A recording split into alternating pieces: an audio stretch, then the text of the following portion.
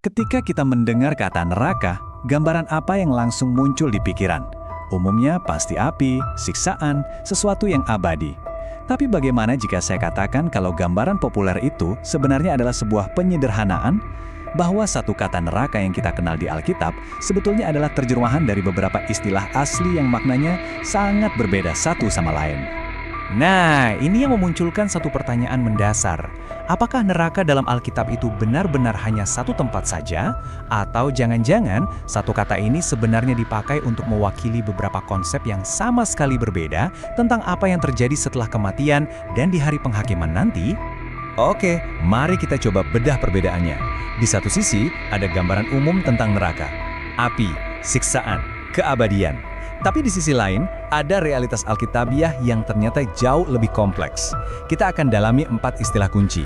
Sheol dari bahasa Ibrani, lalu ada Hades, Gehenna, dan Tartarus dari bahasa Yunani. Memahami makna asli dari kata-kata inilah kuncinya.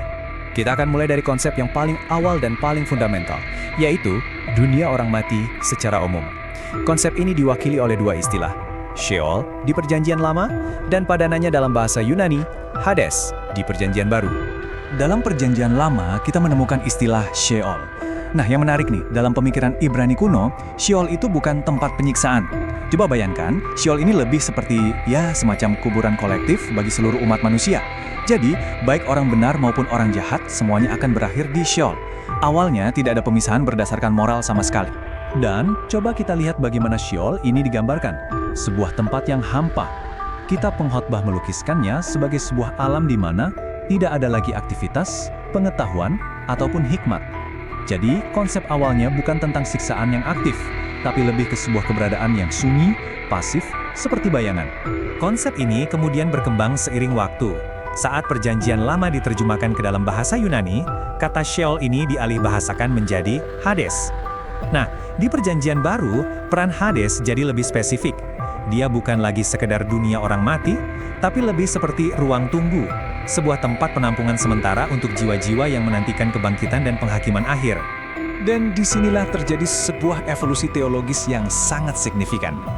Berbeda dari Sheol yang seragam, Hades dalam Perjanjian Baru mulai menunjukkan adanya semacam pembagian moral. Ini paling jelas kita lihat dalam perumpamaan Yesus tentang Lazarus dan orang kaya. Hades digambarkan punya 2 bagian yang terpisah. Ada pangkuan Abraham sebagai tempat penghiburan, dan ada juga tempat siksaan. Oke, sekarang kita beralih dari dunia orang mati yang sifatnya sementara ke sebuah konsep yang berbeda secara fundamental, yaitu tempat hukuman akhir. Inilah istilah yang sebenarnya paling dekat dengan gambaran modern kita tentang neraka.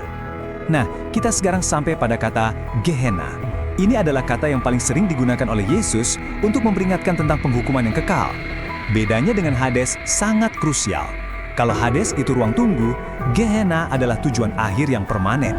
Ini bukan lagi soal penahanan sementara, tapi soal kebinasaan yang total. Lalu, kenapa Yesus memilih kata ini? Jawabannya ada di sejarahnya yang sangat kelam. Gehenna itu asalnya dari nama lembah Hinnom, sebuah lokasi fisik di luar Yerusalem. Dulu, lembah ini terkenal sebagai tempat praktik penyembahan berhala yang paling keji, termasuk pengorbanan anak. Karena itulah, tempat ini dikutuk dan dinajiskan, yang akhirnya mengubahnya menjadi sebuah simbol yang sempurna untuk menggambarkan betapa mengerikannya penghakiman akhir itu. Gambaran tentang Gehenna memang terdengar sangat mengerikan. Yesus, dengan mengutip Nabi Yesaya, melukiskannya sebagai tempat di mana ulat-ulatnya tidak akan mati dan apinya tidak akan padam. Metafora ini sebenarnya lebih menunjuk pada sebuah kebinasaan yang total dan tidak bisa dihindari. Sebuah akhir yang absolut. Selain tempat untuk jiwa manusia, Alkitab ternyata juga menyebut 2 lokasi penahanan lain yang sangat spesifik. Tapi ini bukan untuk manusia, melainkan untuk makhluk-makhluk spiritual yang memberontak. 2 istilah ini punya fungsi yang sangat spesifik. Yang pertama, Tartarus, hanya disebut sekali, adalah penjara khusus di kegelapan bagi malaikat-malaikat yang jatuh selagi menantikan hari penghakiman. Sementara itu, Abusos atau jurang maut berfungsi sebagai penjara sementara untuk iblis dan kekuatan jahat lainnya sebelum mereka menerima vonis akhir. Oke, mari kita rangkum biar lebih jelas. Sheol dan Hades, keduanya adalah keadaan sementara bagi manusia, di mana Hades mulai menunjukkan adanya pemisahan moral. Lalu Gehenna, ini adalah hukuman akhir yang sifatnya permanen. Sementara itu, Tartarus dan Abu Zos adalah penjara khusus untuk makhluk-makhluk spiritual. Ketika kita jejerkan seperti ini, perbedaan fungsi dari masing-masing istilah ini jadi sangat-sangat jelas. Nah, setelah kita membedah istilah-istilah ini satu persatu, sekarang kita bisa coba menyusunnya kembali menjadi sebuah alur waktu yang lebih koheren tentang apa yang Alkitab gambarkan terjadi setelah kematian sampai menuju kekekalan. Jadi, kalau kita susun, alur perjalanannya itu kira-kira begini. Pertama, kematian fisik. Kedua, jiwa memasuki keadaan antara, Hades bagi yang tidak selamat, dan Firdaus atau hadirat Kristus bagi yang selamat. Ini adalah fase penantian. Ketiga, datanglah momen kebangkitan tubuh dan penghakiman akhir. Dan yang terakhir, penentuan tujuan kekal. Apakah masuk ke dalam ciptaan baru atau dilemparkan ke dalam lautan api yang pada dasarnya identik dengan Gehenna. Jadi, inilah kesimpulan utamanya.